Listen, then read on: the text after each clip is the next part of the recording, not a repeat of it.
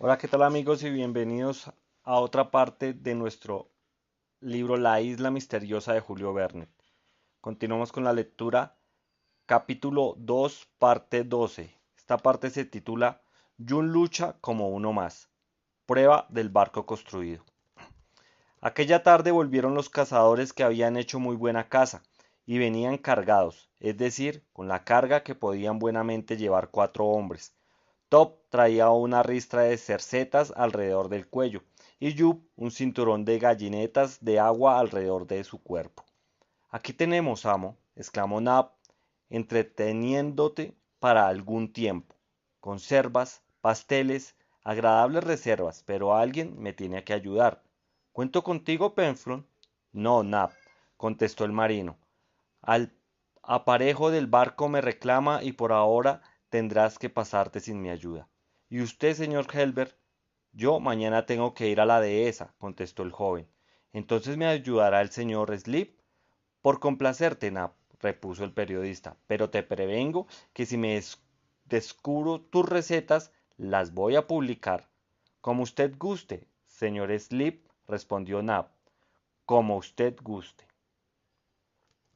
Y así fue como al día siguiente, Gedeon Slit se convirtió en ayudante de cocina de Nap y quedó instalado en su laboratorio culinario.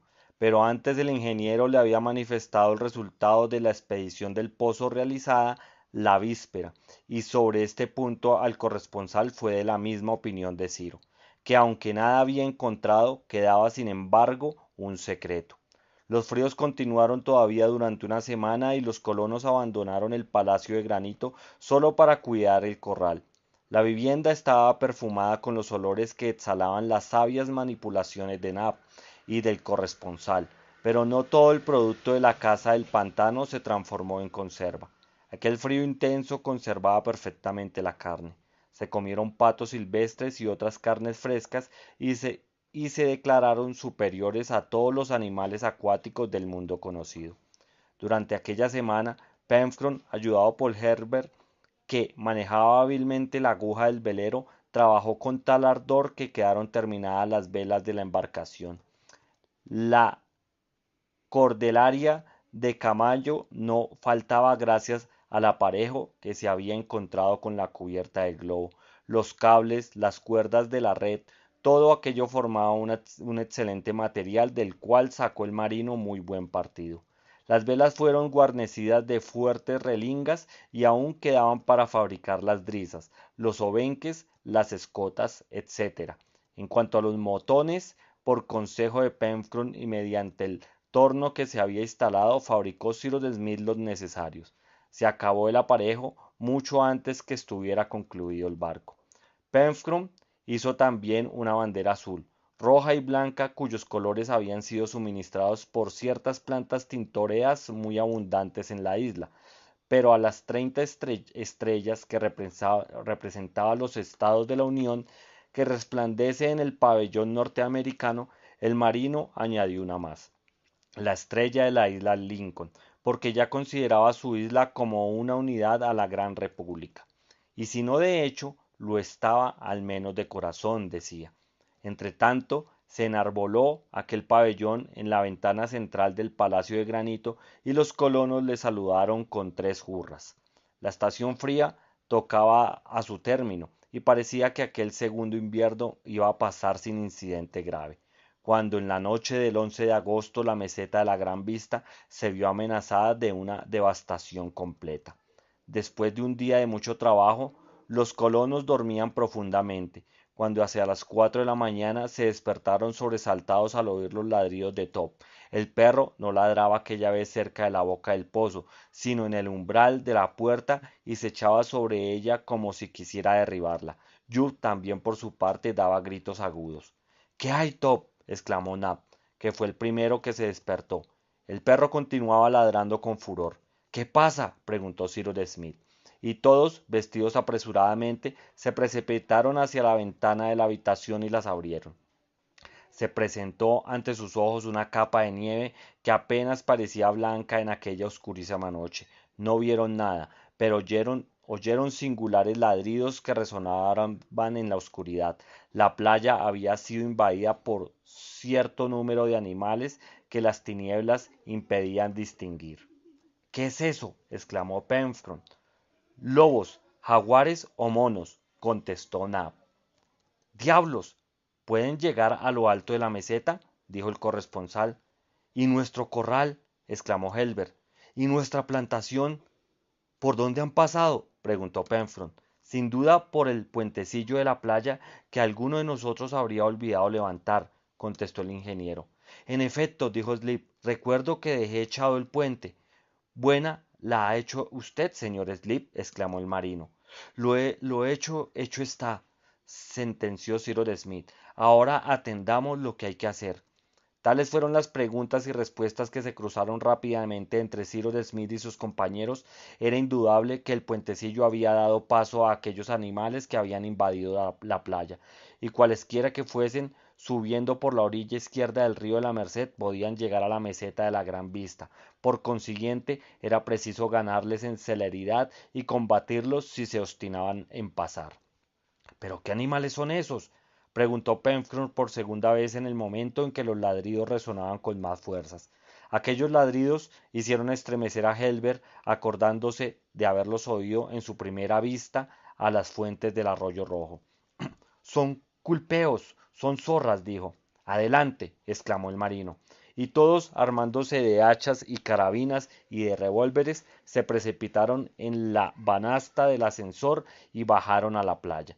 Los culpeos son animales peligrosos cuando hay muchos e irritados por el hambre. Sin embargo, los colonos no vacilaron en arrojarse en medio de ellos, y sus primeros tiros de revólver lanzaron rápidos relámpagos en la oscuridad, hicieron retroceder a los primeros asaltantes. Lo que importaba era impedirles subir a la gran meseta, porque entonces las plantaciones y el corral habrían quedado a merced suya e inevitablemente habrían producido estragos inmensos, tal vez irreparables, sobre todo en lo que se refería al campo de trigo. Pero, como la invasión de la meseta no podía efectuarse sino por la orilla izquierda del río de la Merced, bastaba oponer a los cúlpeos una barrera insuperable en la estrecha porción de la orilla del río comprendida entre éste y la muralla de granito. Así lo comprendieron todos y por orden de Cyrus Smith se apresuraron a dirigirse al sitio designado, mientras la bandada de culpeos se movía y saltaba en la oscuridad. Cyrus Smith, Gédon Spilett, Helber, Pencroff y Nat se colocaron de forma que representaban una línea infranqueable. Top, abriendo sus formidables mandíbulas, precedía a los colonos e iba seguido de Jup, armado de un garrote nudoso que blandía como una maza. La noche era muy oscura y no se veía a los agresores, sino los fogonazos de las descargas, cada una de las cuales hacía indudablemente por lo menos una víctima. Las zorras debían ser más de cientos y sus ojos brillaban como carbones encendidos. No hay que dejarlas pasar, exclamó Pencroff. No pasarán, contestó el ingeniero. Pero si no pasaron, no fue por falta de tentativas. Las últimas filas empujaban a las primeras y hubo que sostener una lucha incesante a tiros de revólver y hachazos. Muchos cadáveres de culpeos debían cubrir ya el suelo, pero la banda no parecía disminuir, sino al contrario, se renotaba sin cesar por el puentecillo de la playa. En breve, los colonos tuvieron que luchar cuerpo a cuerpo y no dejaron de recibir algunas heridas, aunque ligeras por fortuna. Helber, de un tiro, había liberado a Nab, sobre cuya espalda acababa de caer un culpeo como hubiera podido hacerlo un tigre. Top peleaba con verdadero furor, saltando al cuello de las zorras y estrangulándolas. Jup, armado de su garrote, daba palos de ciego a todas partes y en vano se le quería detener. Dotado sin duda de una vista que le permitía penetrar en aquella oscuridad, estaba siempre en lo más duro del combate y lanzaba de cuando en cuando un silbido agudo que era la señal de alegría. En cierto momento se adelantó tanto que el fogonazo de un tiro de revólver se le pudo ver rodeado de 5 o 6 grandes culpeos a los cuales hacía frente con la mayor sangre fría. La lucha debía concluir en ventaja para los colonos, aunque fuera al cabo de 2 horas largas de resistencia. Los primeros resplandores del alba determinaron sin duda la retirada de los asaltantes que huyeron hacia el norte, pasando el puentecillo, y Nab corrió inmediatamente a levantarlo. Cuando la claridad iluminó suficientemente el campo de batalla, los colonos pudieron contar unos 50 cadáveres esparcidos por la arena. Y Jup, exclamó Pencroff, ¿dónde está Jup? El orangután había desaparecido. Nat le llamó y por primera vez Jup no respondió al llamamiento de su amigo.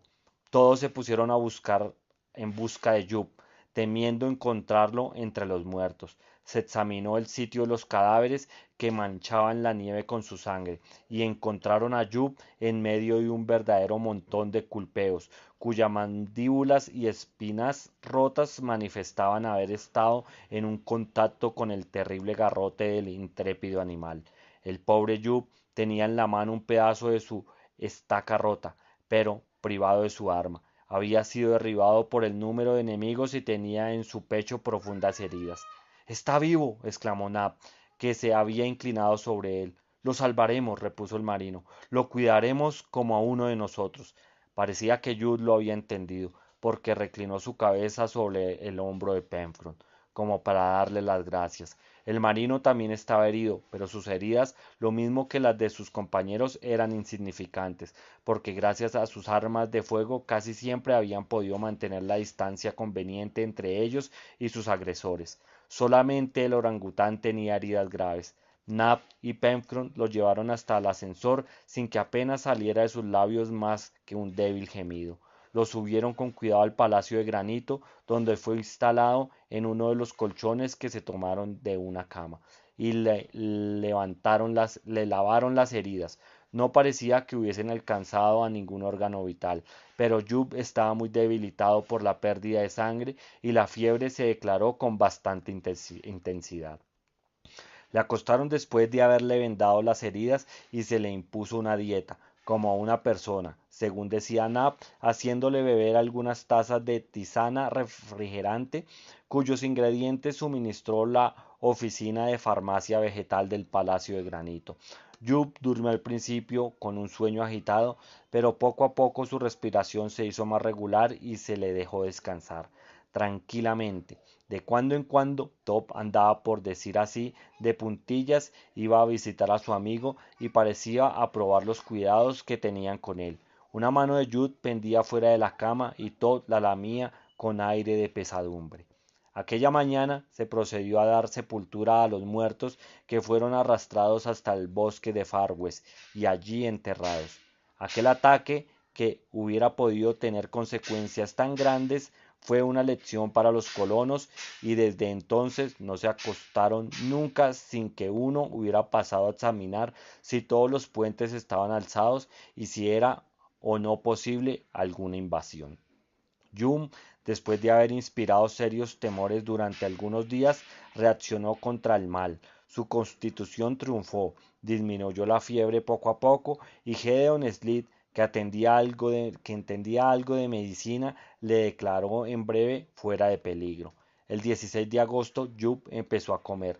Nat le hacía unos platitos azucarados que el enfermo saboreaba con fruición, porque era algo goloso, y Nab no había hecho nunca nada para corregirlo.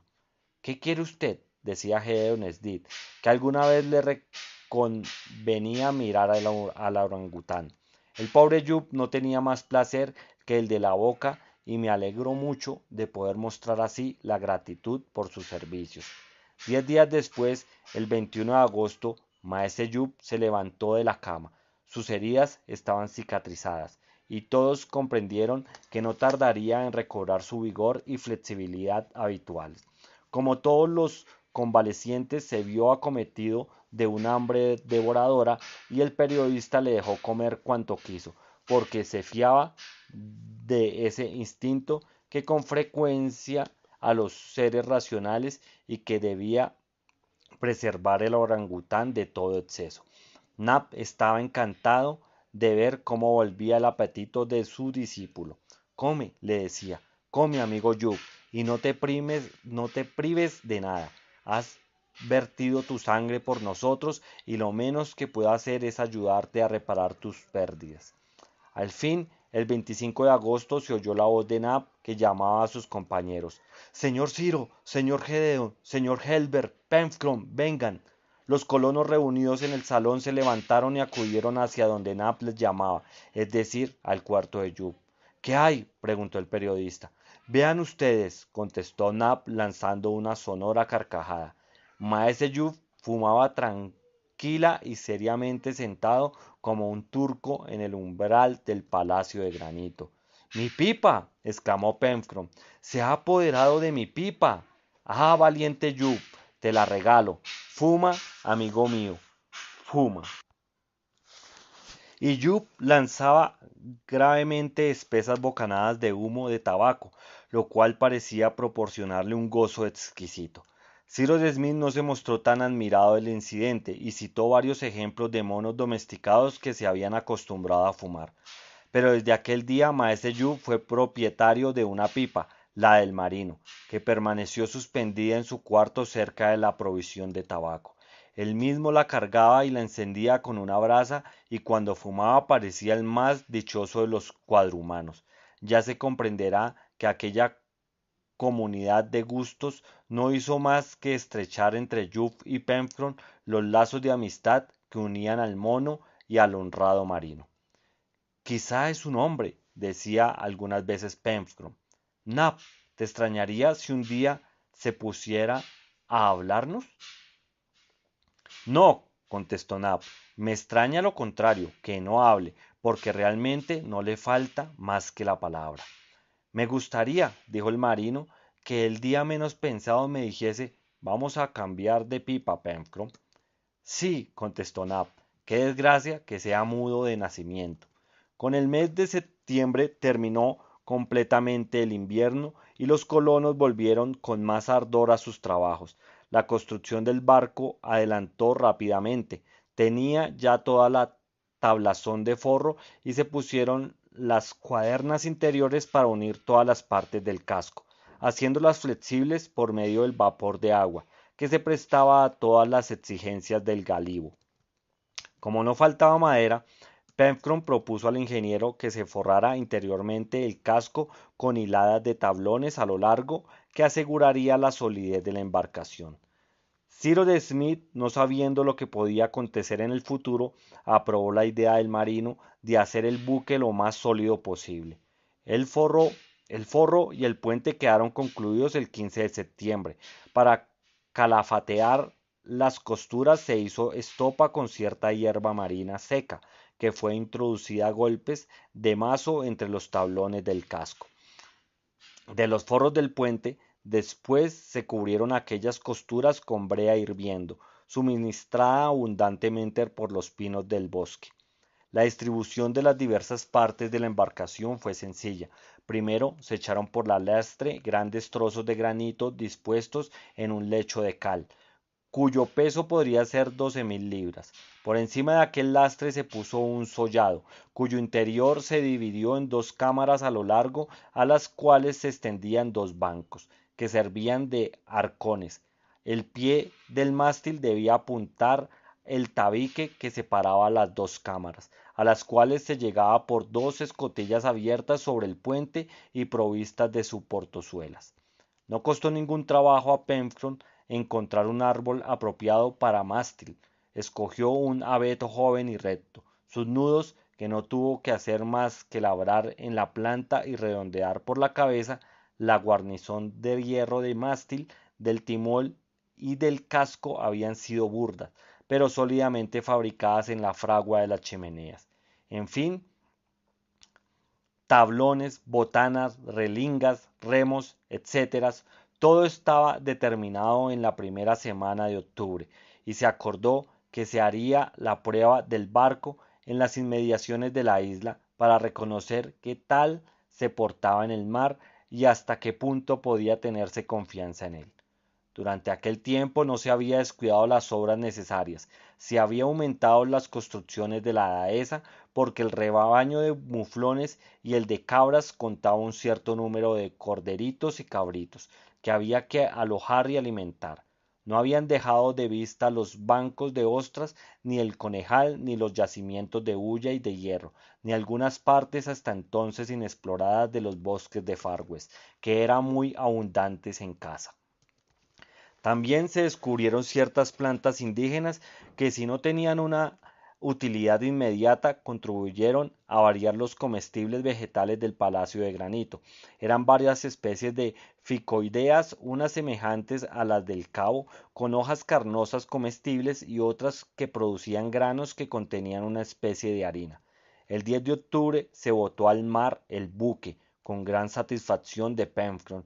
La operación salió perfecta. La nave, completamente aparejada, habiendo sido empujada sobre maderos cilíndricos hasta la orilla del río, fue recogida por la marea ascendente y flotó con aplauso de los colonos, y particularmente de Penfron, que no manifestó ninguna modestia en aquella ocasión. Por otra parte, su vanidad debía sobrevivir al término de su obra, puesto que, después de haber construido el barco, estaba destinado a mandarlo.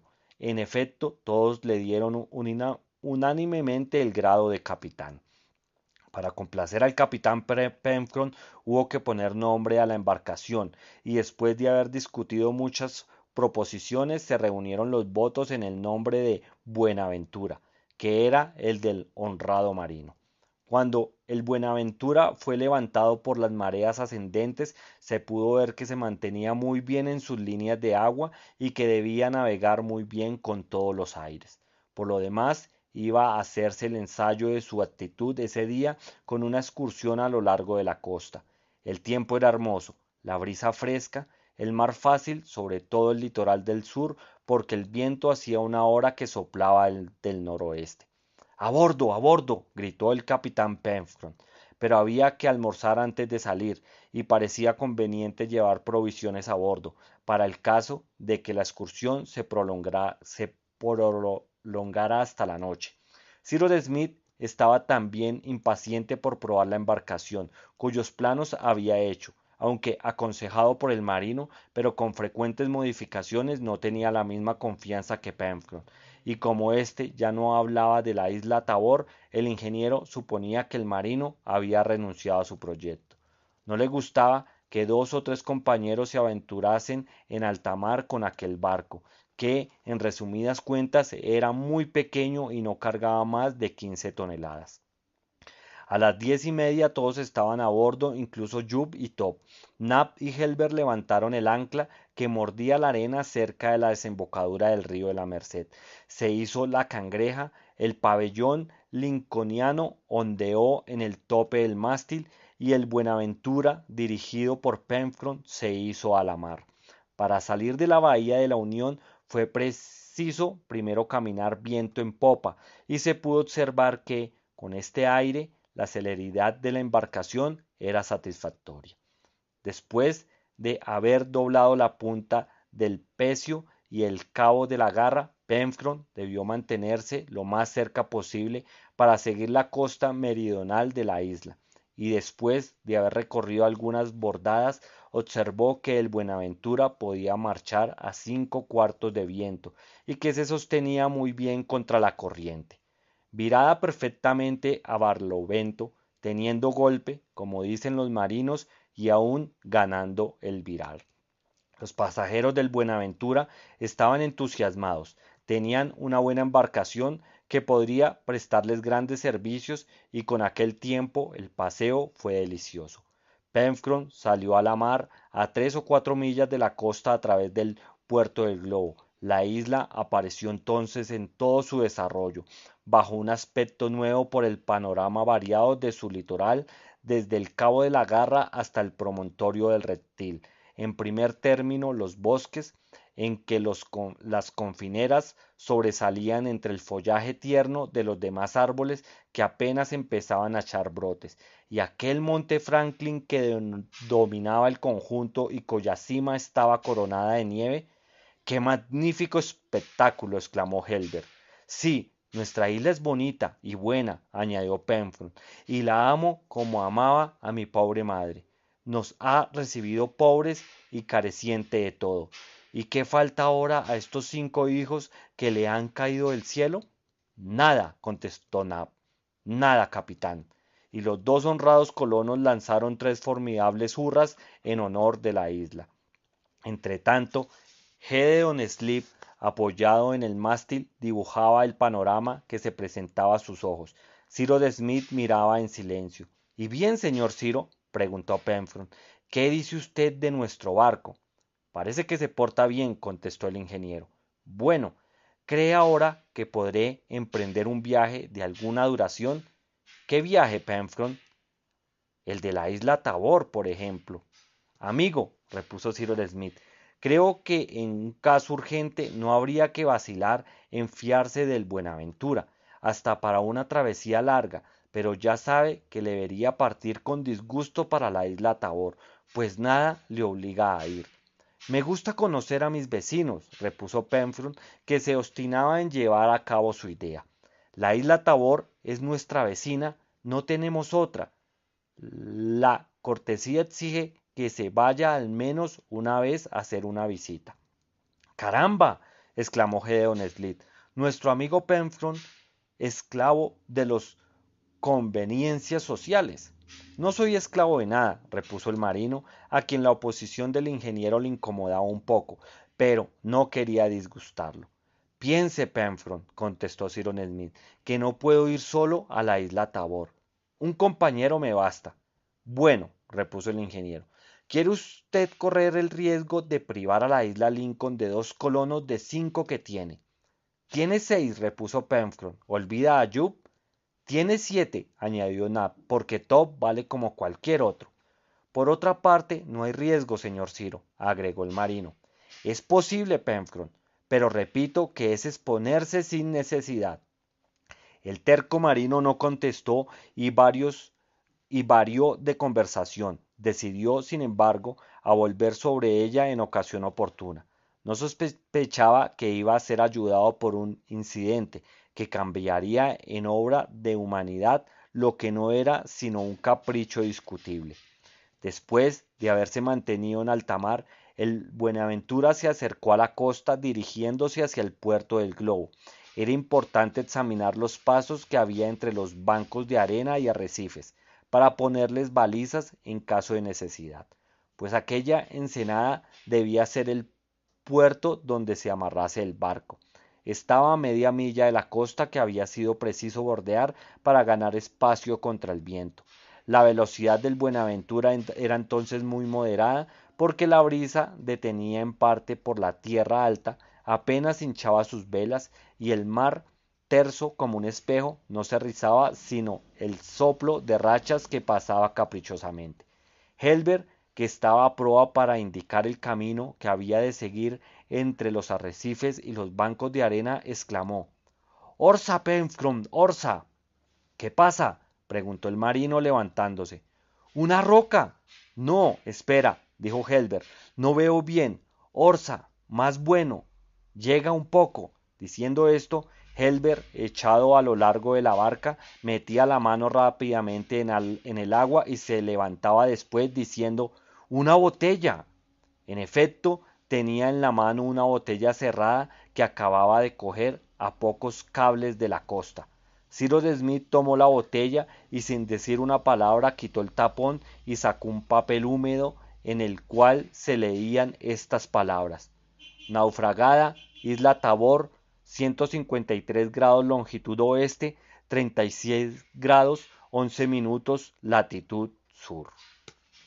Bueno, amigos, hasta aquí llegó esta parte, la parte 12 del capítulo 2. Al parecer nuestros amigos van a encontrar en la isla Tabor otras personas, otros náufragos. Esperemos a ver qué pasa más adelante en esta gran historia.